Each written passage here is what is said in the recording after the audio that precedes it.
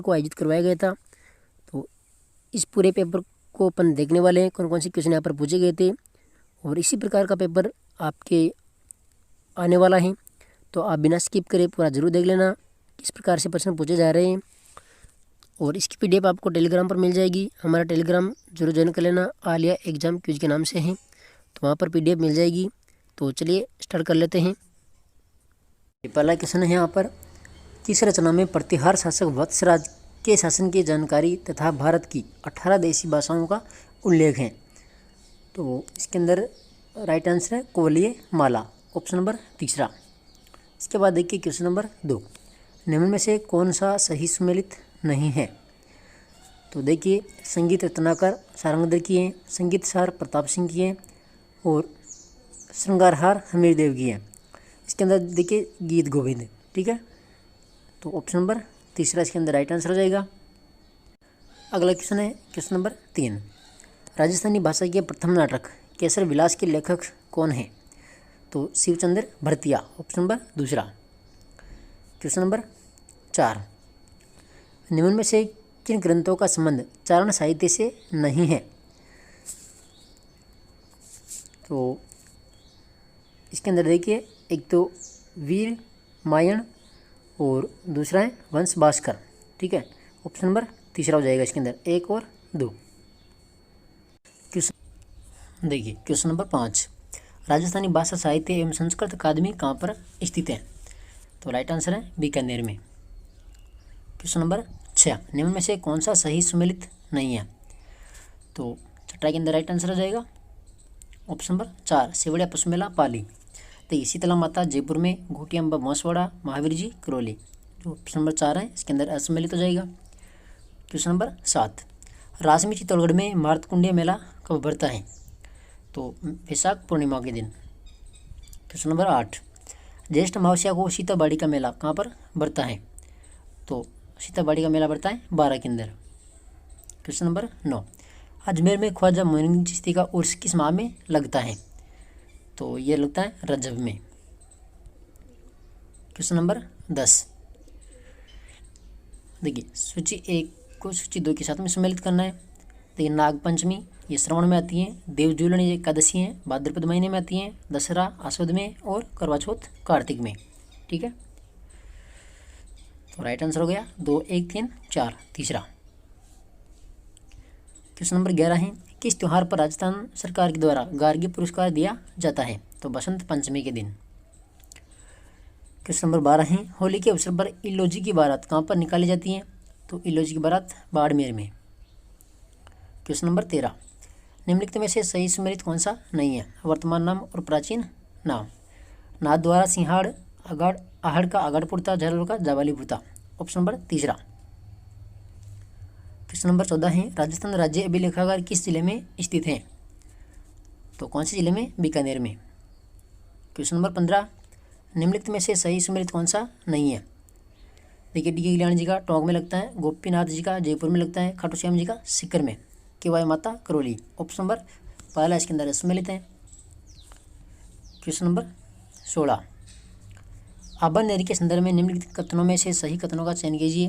देखिए पहला है, इसका प्राचीन नाम अभयनगरी था और यहाँ स्थित हर्षद माता का मंदिर मूलतः विष्णु मंदिर था और यह गुर्जर प्रतिहार काल का एक समृद्ध केंद्र था। तो इसके अंदर ए, बी और सी तीनों ही सही कथन है, ठीक है, ऑप्शन नंबर 4 हो जाएगा ए, बी, सी।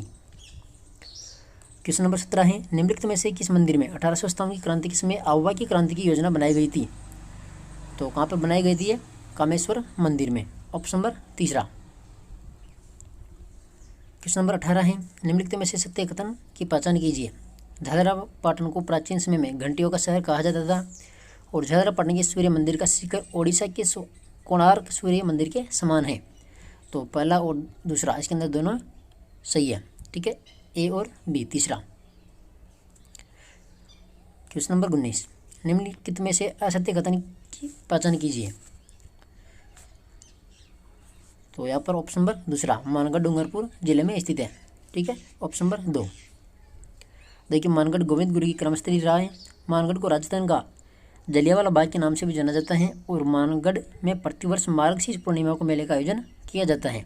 तो इसके अंदर ऑप्शन नंबर दूसरा। क्वेश्चन नंबर 20 है, अजमेर शरीफ दरगाह में बुलंद दरवाजा निम्न में से किसके द्वारा बनाया गया था? तो बुलंद दरवाजा यहाँ पर सुल्तान महमूद खिलजी के द्वारा। क्वेश्चन नंबर 21 है, कवि माघ व ब्रह्मगुप्त का संबंध राजस्थान के किस नगर से रहा है? तो बीनमाल जालोर से। क्वेश्चन नंबर 22 है, मेवाड़ के किस शासक को डॉक्टर हीराचंद ओझा ने गुलाम वंश के समय का सबसे प्रतापी शासक माना है? तो 22 के अंदर राइट आंसर क्या हो जाएगा? Option number 1 Jaitra Singh. Question number 23 है, अलाउद्दीन खिलजी ने चित्तौड़ पर अधिकार कर उसका नाम खिजराबाद रखा। उक्त संदर्भ में खिजराबाद नाम का उल्लेख कहाँ से प्राप्त होता है? तो 23 के अंदर दायबी बीर पीर दरगाह लेख। क्वेश्चन नंबर 24 है, निम्न में से महाराणा मोक्कल के द्वारा निर्मित तथा अथवा जीर्णोद्धार कृत मंदिर कौन सा है? इसके अंदर आएगा, देखिए, एक तो द्वारकानाथ मंदिर और एक समयदेश्वर मंदिर। ठीक है, 24 के अंदर ऑप्शन नंबर 3 1 और 2। क्वेश्चन नंबर 25 है, निम्न में से सही सम्मिलित कौन सा नहीं है?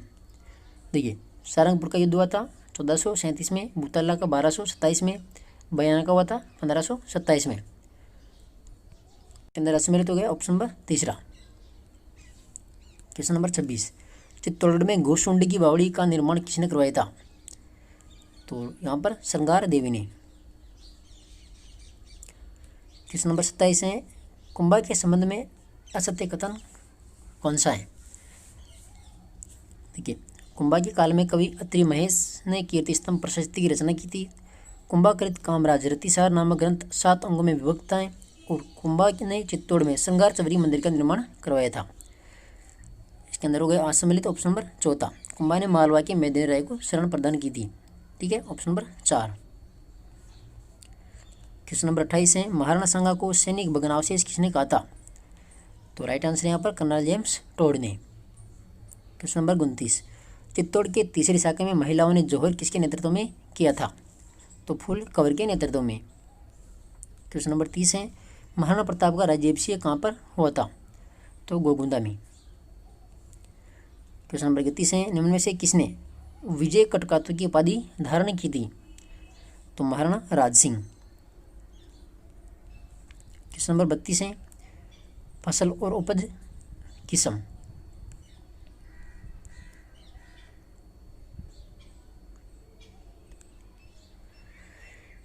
देखिए, गेहूं की है सोना कल्याण और जो की है RD 2035, बाजरा की है RHB 30 और मक्का की हो जाएगी माही कंचन।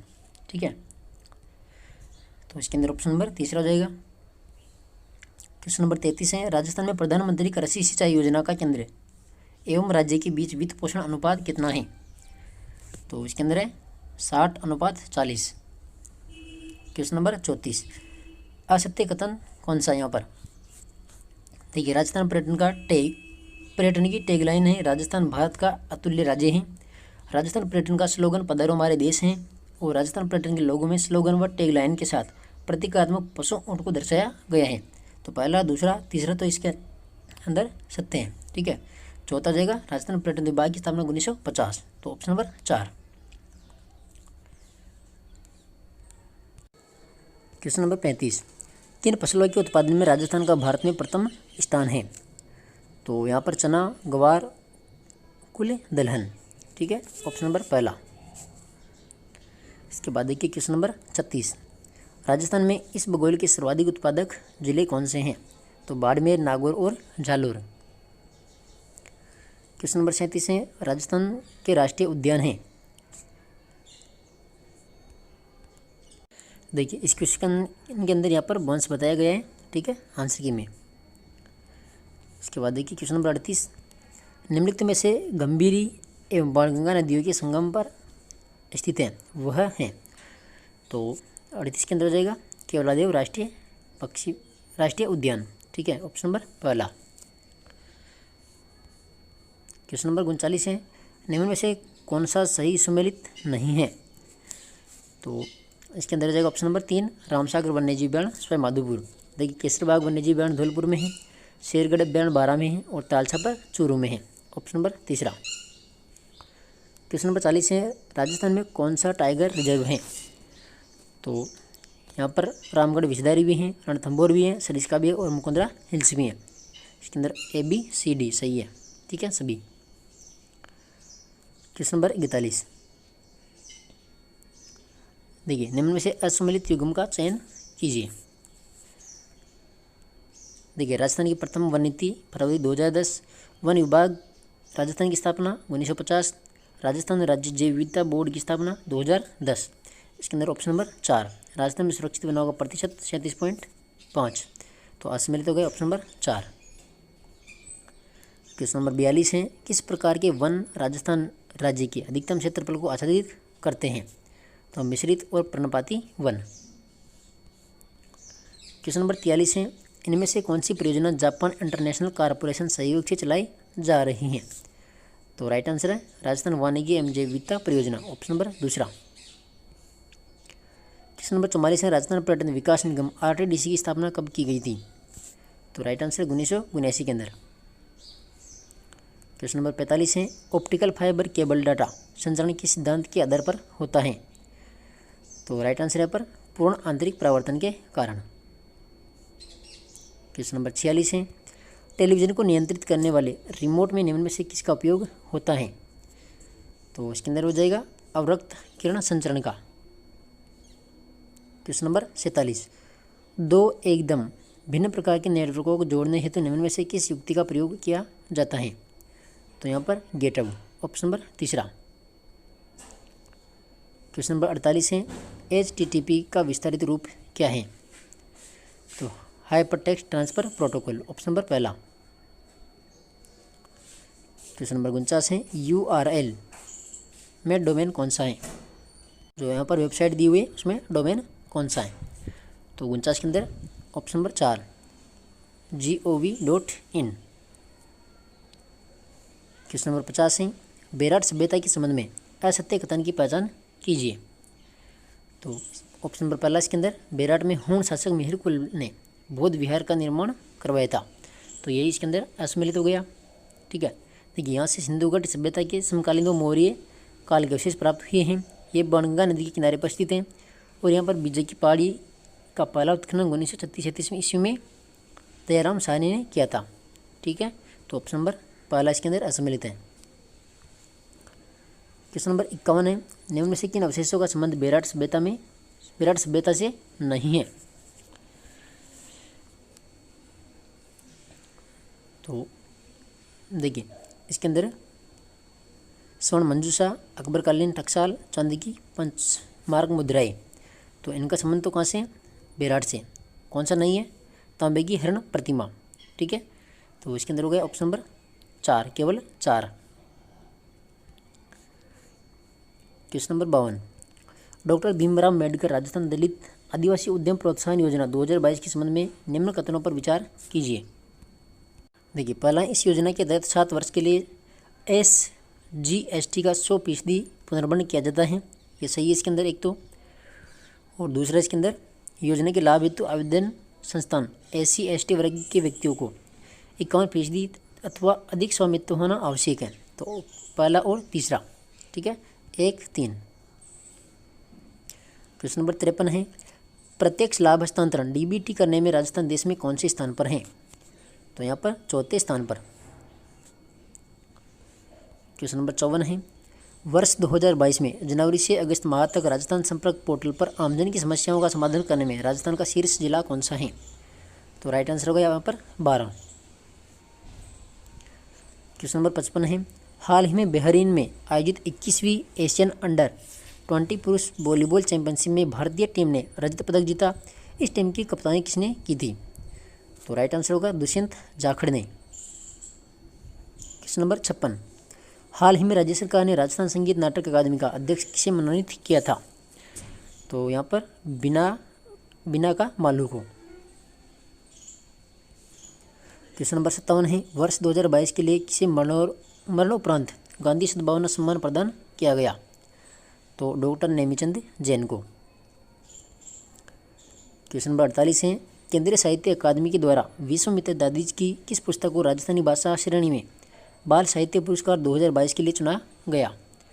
तो यहाँ पर मछलियारा आंसू। ठीक है, ऑप्शन नंबर दूसरा। क्वेश्चन नंबर 59 है, राजस्थान में किस कार्यक्रम के तहत कक्षा 2 से 7 में अध्ययनरत विद्यार्थियों के शैक्षिक स्तर के अनुसार विद्यालयों को ब्रॉन्ज, सिल्वर व गोल्ड मेडल प्रदान किए जाते हैं? तो राइट आंसर होगा यहाँ पर होनहार, राजस्थान। क्वेश्चन नंबर 60 है, वर्ष 2004-05 से राजस्थान में आईसीटी की शुरुआत सर्व शिक्षा अभियान के अंतर्गत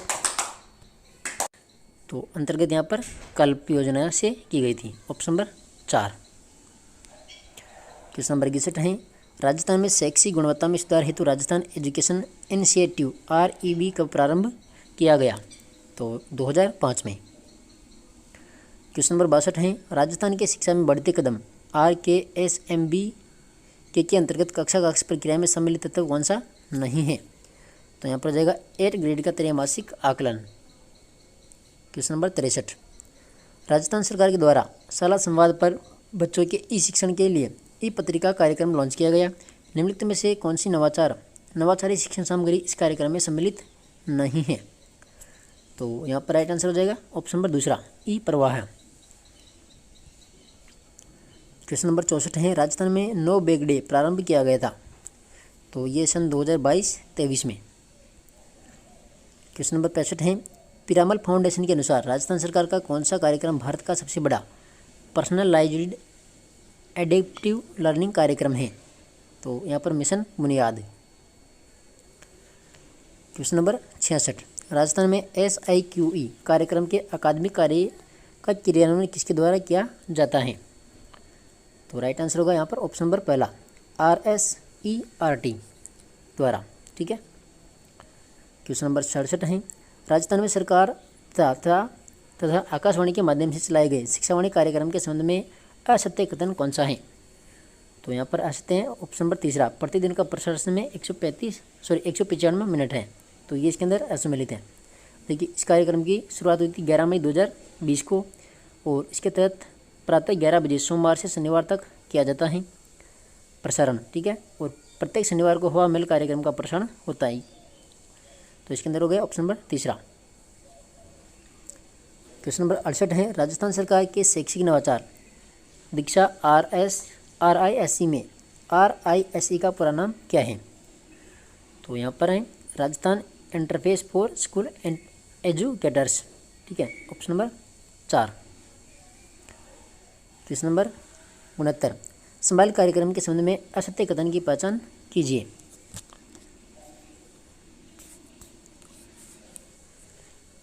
देखिए, स्माइल 3.0 के तहत कक्षा 6 से 8 के प्रत्येक सोमवार और बुधवार को गृह कार्य प्रदान करते हैं। स्माइल 3.0 का मुख्य उद्देश्य बच्चों का साप्ताहिक आकलन करना था। तो पहला दूसरा सत्य है। और स्माइल कार्यक्रम के संचालन की सर्वोच्च संस्था RSERT है। तो ये भी इसके अंदर सत्य है। असत्य पूछा है तो ऑप्शन नंबर 3 हो जाएगा। ठीक है, स्माइल 1.0 कार्यक्रम की तरह गृह कार्य प्रदान करना सम्मिलित किया गया। तो इसके अंदर option number 3। Question number 70, Rajasthan में 1 जून 2020 से कक्षा 1 से 12 के लिए प्रसारित कार्यक्रम शिक्षा दर्शन का प्रसारण किस चैनल के माध्यम से किया जा रहा है? तो 70 के अंदर राइट आंसर होगा दूरदर्शन राजस्थान। क्वेश्चन नंबर 71, व्यक्तित्व व्यक्ति के भीतर उन मनोदेही गुणों का गद्यात्मक संगठन है जो परिवेश के प्रति होने वाले अपूर्व अभियोजनों का निर्णय करते हैं। यह परिभाषा किसने दी थी? तो ये आलपोटी की परिभाषा है। क्वेश्चन नंबर 72 है, व्यक्ति के शरीर के भाग पर व्यक्तित्व का वर्गीकरण किया है? तो ये शेल्डन ने।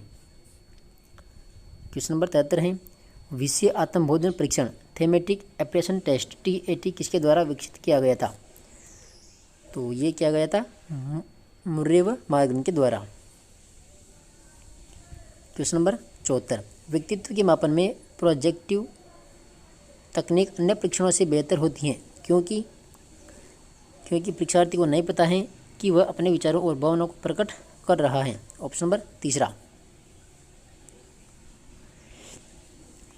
क्वेश्चन नंबर 75, व्यक्तित्व संरचना इदम अहम प्राअहम किसने विकसित किया है? तो राइट आंसर है सिगमंड फ्रायड ने। क्वेश्चन नंबर 76 है, व्यक्तित्व का 5 कारक सिद्धांत किसने प्रतिपादित किया? तो कोस्टा व मैकरे ने। Option number 2। क्वेश्चन नंबर 77 है, किस परीक्षण के दौरान बच्चों को कहानी सुनाने के लिए कहा जाता है? तो बालक अंतर्बोध परीक्षण CAT। क्वेश्चन नंबर 78, व्यक्तित्व को अंतर्मुखता और बहिर्मुखता के रूप में वर्गीकृत किया था, तो किसने किया था? युंग ने। क्वेश्चन नंबर 79, व्यक्तित्व के विषय में असत्य कथन कौन सा है? तो यहाँ पर पहला ही असत्य है, व्यक्तित्व स्थिति के अनुसार अपरिवर्तित रहता है।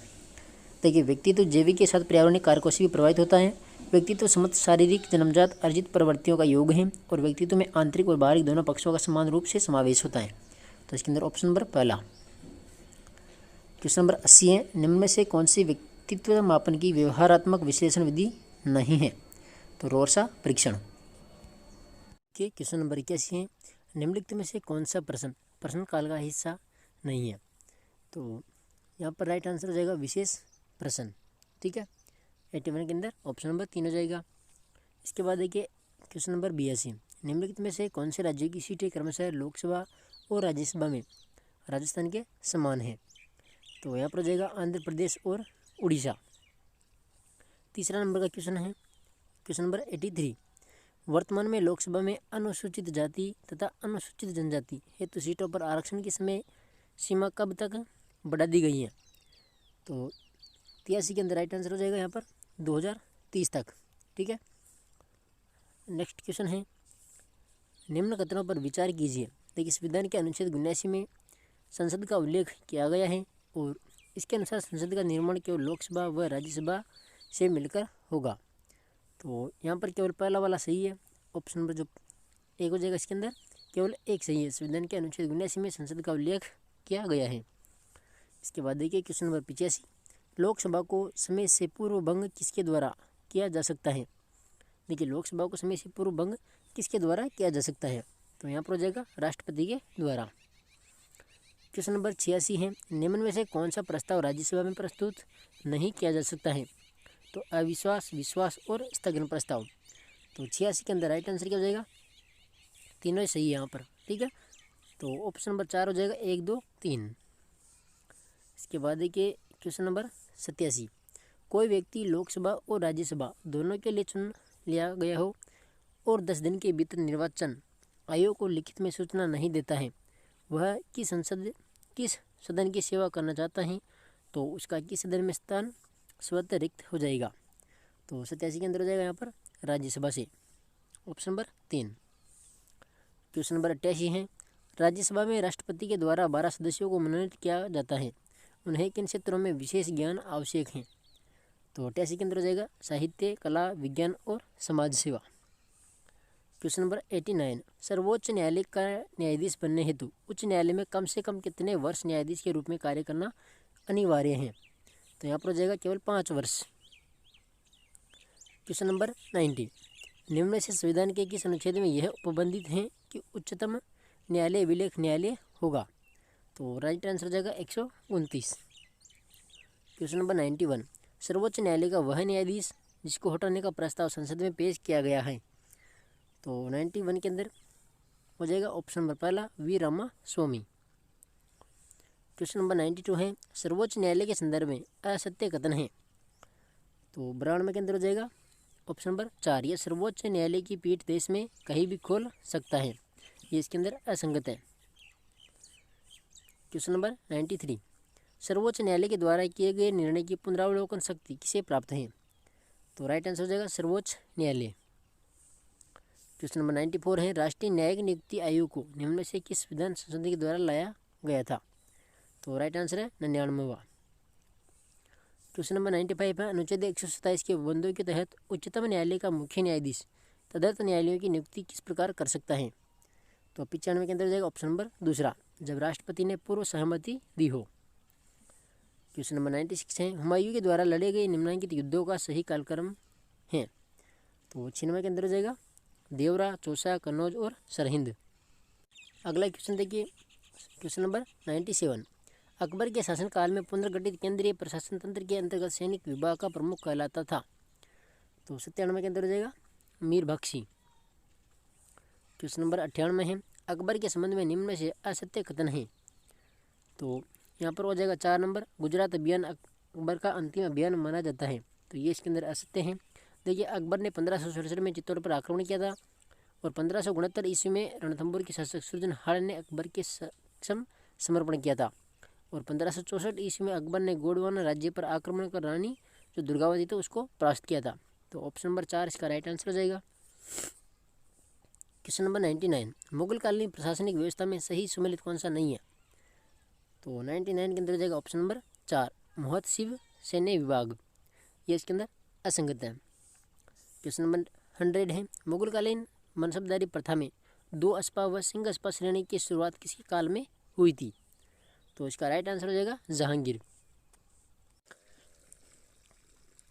अगला क्वेश्चन है क्वेश्चन नंबर 101, फतेहपुर सीकरी का वह महल जो गुजराती स्थापत्य शैली से प्रभावित था? तो इसके अंदर जाएगा जोधाबाई का महल। क्वेश्चन नंबर 102, निम्न में से शाहजहां के द्वारा निर्मित स्थापत्य हैं? तो इसका राइट आंसर हो जाएगा जामा मस्जिद दिल्ली वाली, और एतमादुल्ला का मकबरा और लाल किला दिल्ली, ऑप्शन नंबर 3। अगला क्वेश्चन है क्वेश्चन नंबर 103, निम्नलिखित मुगलकालीन साहित्य व साहित्यकारों में सही सुमेलित कौन सा नहीं है? तो 103 में ऑप्शन नंबर 4 हो जाएगा तुझके ए जहांगीरी मौत में दिखा, ठीक है। तबकात ए अकबरी निजामुद्दीन अहमद की है, हुमायूं गुलबदन बेगम ने लिखा था, और मुंतखब उत तवारिख ये अब्दुल कादिर बदायूनी का है। तो ऑप्शन नंबर 4 इसका राइट आंसर हो जाएगा। क्वेश्चन नंबर 104, आईने ए अकबरी के संबंध में अधोलिखित कथनों में से असत्य कथन कौन सा है? तो 104 में जाएगा ऑप्शन नंबर 2 आईने अकबरी का संकलन 4 भागों में है, तो ये इसके अंदर असम्मिलित है, ऑप्शन नंबर 2। क्वेश्चन नंबर 105 है, मुगल प्रशासन में तैनात ए रकाब किसे कहा जाता था? तो इसका राइट आंसर होगा ऑप्शन नंबर 4 अभिजातों अधिकारियों का सुरक्षित दल, जिसे आवश्यकता पड़ने पर किसी भी प्रांत या सैन्य अभियान में प्रतिनियुक्ति किया जा सकता है। तो ऑप्शन नंबर 4 हो जाएगा। क्वेश्चन नंबर 106 है, पृथ्वीराज चौहान व बंडानको के मध्य किस वर्ष युद्ध हुआ था? तो राइट आंसर है 1182 ईस्वी में। क्वेश्चन नंबर 107 है, पृथ्वीराज चौहान के संदर्भ में सत्य कथन नहीं है, तो कौन सा हो जाएगा? ऑप्शन नंबर 3 पृथ्वीराज विजय नामक ग्रंथ की रचना उद्योतन सूर्य ने की थी, तो ये इसके अंदर असंगत हो जाएगा। क्वेश्चन नंबर 108, मुगल वास्तुकला की 4 भाग शैली के संबंध में दिए गए कथनों में से सत्य कथनों को विकल्प को चुनिए।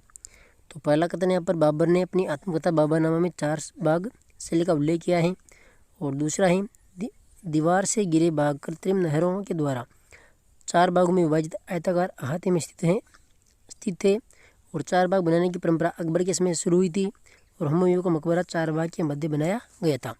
तो इसके अंदर चारों की जो कथन है ये चारों कथन सत्य है। क्वेश्चन नंबर 109, दरिद्रता की आकृति को मारते हुए जहांगीर का चित्र किस चित्रकार ने चित्रित किया था? तो राइट आंसर यहाँ पर अबुल हसन ने। क्वेश्चन नंबर 110 है, निम्न में से किस शासक को अकबर ने 1572 में जोधपुर का प्रशासक नियुक्त किया था? तो राइट आंसर यहाँ पर महाराजा राय सिंह ने। 111 नंबर है, मुगल मारवाड़ संघर्ष में मेवाड़ के किस शासक ने मारवाड़ का साथ दिया था? तो राइट आंसर यहाँ पर महाराणा राज सिंह। क्वेश्चन नंबर 112 है, अकबर ने किस शासक को फर्जंद बेटे की उपाधि दी थी? तो इसका राइट आंसर है मान सिंह। 113 नंबर है, उष्णकटिबंधीय सदाबहार वनों का वृक्ष नहीं है, तो 113 के अंदर हो जाएगा रोडेड्रोजोन, ऑप्शन नंबर 2। 114 नंबर है, टैगा वन पाए जाते हैं, तो कहाँ पर पाए जाते हैं? उत्तरी गोलार्ध में 50 डिग्री से 70 डिग्री अक्षांशों के बीच। 115 है, टुंड्रा वनस्पति का उदाहरण है, तो इसके अंदर आ जाएगा लाइकेन। 116 है, विश्व का फलोद्यान कहलाता है, तो विश्व का फलोद्यान इसका राइट आंसर हो जाएगा भूमध्य सागरीय वन प्रदेश। 117 नंबर है, सुमेलित कीजिए, इधर है वनस्पति और इधर है वन प्रदेश, तो इसको आपस में सम्मिलित करना है। देखिए एस हो जाएगा शीतोष्ण पर्णपाती वन, और चीड़ जो है ये शीतोष्ण शंकुधारी वन हो जाएगा, और अंजीर के अंदर हो जाएगा वो मध्य सागरीय वन, और साल उष्णकटिबंधीय पर्णपाती वन। ठीक है, तो तो इसके अंदर हो गया 3, 4, 1 और 2। 117 के अंदर ऑप्शन नंबर 4। 118 नंबर है पृथ्वी के फेफड़े के नाम से जाने जाते हैं। तो राइट आंसर उष्णकटिबंधीय सदाबहार वन। 119 नंबर है, सम्मिलित कीजिए। देखिए अर्जेंटीना, तो इसके अंदर हो जाएगा पेम्पास, और वेनेजुएला में लानोस, और दक्षिण अफ्रीका इसमें हो जाएगा वेल्ड, और ब्राज़ील में कंपोस। तो ऑप्शन नंबर जो दूसरा है 4, 3, 1, 2 ये इसका राइट आंसर है। क्वेश्चन नंबर 120 है, एनाकोंडा सर्प पाया जाता है। तो ये पाया जाता है उष्णकटिबंधीय वर्षा वनों में। ऑप्शन नंबर पहला। 121 है, CITES का सही रूप है। तो इसके अंदर हो जाएगा ऑप्शन नंबर तीसरा, convention on international trade in endangered species of wild fauna and flora. ठीक है। इसके बाद देखिए 122 नंबर है, फीजेंट पक्षी पाया जाता है। तो ये पाया जाता है शीतोष्ण पर्णपाती वनों में। 123 नंबर है, शीतोष्ण सदाबहार वनों का क्षेत्र है। तो मध्य अक्षांशों में महाद्वीपों के पूर्वी तट पर। ऑप्शन नंबर पहला। 124 नंबर है, उष्णकटिबंधीय घास स्थलों को मध्य एशिया में कहा जाता है। तो इसको अंदर हो जाएगा स्टेपी। 125 है, असम्मिलित युग्म कौन सा है। तो इसके अंदर वो जो ऑप्शन नंबर पहला है वालरस, वो मध्य रेखीय वन। तो ये इसके अंदर असम्मिलित है। 126 है, कौन सी संस्था वैश्वीकरण को बढ़ावा देने वाली संस्था नहीं है। तो इसके अंदर हो जाएगा विश्व सामाजिक मंच। 127 नंबर है, देशों के बीच तीव्र एकीकरण या अंतर संबंध कहलाता है। तो राइट आंसर है वैश्वीकरण। 128 है, महारत्न का संबंध है। तो सार्वजनिक क्षेत्र के उपक्रमों से। 129 है, धार्मिक उदारीकरण का मुख्य तत्व है। तो क्या हो जाएगा यहाँ पर, बाजार व्यवस्था को अपनाना, अनावश्यक आर्थिक नियंत्रणों को हटाना, और अर्थव्यवस्था का भूमंडलीकरण। क्वेश्चन नंबर 130 है, वित्तीय क्षेत्र में सुधार हेतु कौन सी कमेटी का गठन किया गया था। तो राइट आंसर यहाँ पर नरसिंगमन समिति। 131 है, वैश्वीकरण के प्रभावों से संबंधित भारत के संदर्भ में असत्य कथन है। तो इसके अंदर हो जाएगा ऑप्शन नंबर पहला, सार्वजनिक निवेश में वृद्धि। 132 नंबर है, वैश्वीकरण में विभिन्न देशों के बीच आदान प्रदान होता है। तो इसके अंदर राइट आंसर हो जाएगा ऑप्शन नंबर 3, सांस्कृतिक, आर्थिक और वैचारिक। 1, 2, 3। 133 नंबर है, देखिए खालिस्तान दिया हुआ है, वैश्वीकरण की प्रक्रिया का एक विशिष्ट परिणाम है।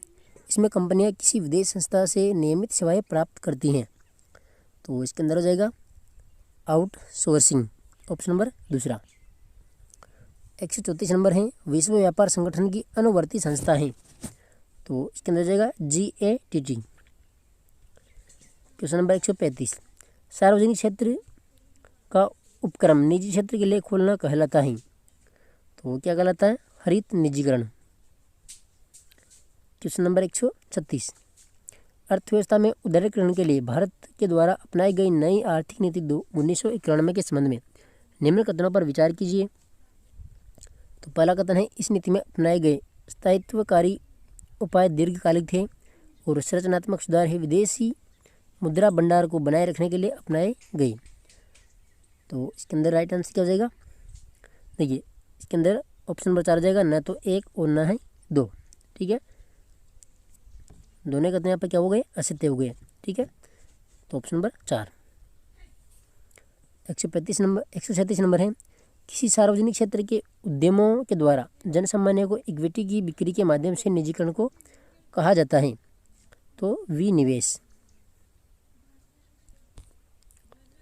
138 है, विश्व व्यापार संगठन की स्थापना कब हुई थी। तो ये हुई थी 1995 में। 139 है, वर्तमान में WTO के सदस्य देशों की संख्या है। तो राइट आंसर जाएगा यहाँ पर 164। 140 है, WTO की प्रथम महिला महानिदेशक कौन थी। तो नगोजी ओकोंजो इबेला, ऑप्शन नंबर पहला। 141 है, एडगर डेल के अनुभव शंकु में शीर्ष से आधार की ओर जाने पर निम्न में से कौन सा एक शिक्षण सिद्धांत सही नहीं है? तो राइट आंसर है विशिष्ट से सामान्य। 142 नंबर है, सीतावाद्य किस प्रकार की शिक्षण सहायक सामग्री है? तो राइट आंसर जाएगा यहाँ पर सर्वे सामग्री। 143 है, अतीत में घटित घटनाओं को कालक्रम में दर्शाने हेतु कौन सा चार्ट सामान्यतः प्रयोग में लाया जाता है? तो समय चार्ट। 144 है, शिक्षण सहायक सामग्री में प्रयुक्त सिद्धांत कौन सा नहीं है? तो 144 में जाएगा ऑप्शन नंबर 4, व्यापकता का सिद्धांत। क्वेश्चन नंबर 145 है, निम्न में से कौन सा एक प्रत्यक्ष अनुभव का साधन नहीं है? तो 145 के अंदर हो जाएगा मुख चलचित्र, दूसरा। 146 है, फ्लैनल बोर्ड का प्रयोग होता है, तो किसमें होता है? चित्र प्रदर्शन हेतु। 147 है, NCERT के द्वारा एडगर डेल के अनुभव शंकु को संशोधित कर बताया गया कि सामान्यतः लोग जो पढ़ते हैं उसका कितना प्रतिशत सम्मान रख पाते हैं? तो इसके अंदर जाएगा 10%। क्वेश्चन नंबर 148 है, निम्न में से कौन सा एक कार्य शिक्षण सहायक सामग्री का नहीं है? तो 148 में जाएगा शिक्षण का स्थान लेना, ऑप्शन नंबर पहला। क्वेश्चन नंबर 149 है, महाद्वीपों के अनुपातिक का आकार व आकृति को प्रदर्शित करने के लिए सबसे उपयुक्त अधिगम सामग्री कौन सी है? तो राइट आंसर है यहाँ पर ग्लोब। और क्वेश्चन नंबर 150 है, कौन सा एक सही सुमेलित है? तो यहाँ पर जाएगा मायाद्वीप प्रक्षेपी दृश्य सामग्री, ऑप्शन नंबर पहला। तो ये 150% थे जो कलाम एकेडमी के द्वारा जो पेपर करवाया गया था SST का, इसके अंदर पूछे गए थे माइनर टेस्ट पेपर 4। तो इसकी PDF आपको टेलीग्राम पर मिल जाएगी। टेलीग्राम का जो लिंक है वो भी टेलीग्राम हमारे जो डिस्क्रिप्शन में वीडियो का उसमें मिल जाएगी। और वैसे भी हमारा टेलीग्राम का नाम जो चैनल के नाम से है आलिया एग्जाम क्विज के नाम से, तो आप सर्च भी कर सकते हो, वैसे भी मिल जाएगा, आप जरूर ज्वाइन कर लेना, PDF पर मिल जाएगी। और मिलते हैं नेक्स्ट वीडियो में, तब तक के लिए धन्यवाद। जय हिंद, जय भारत।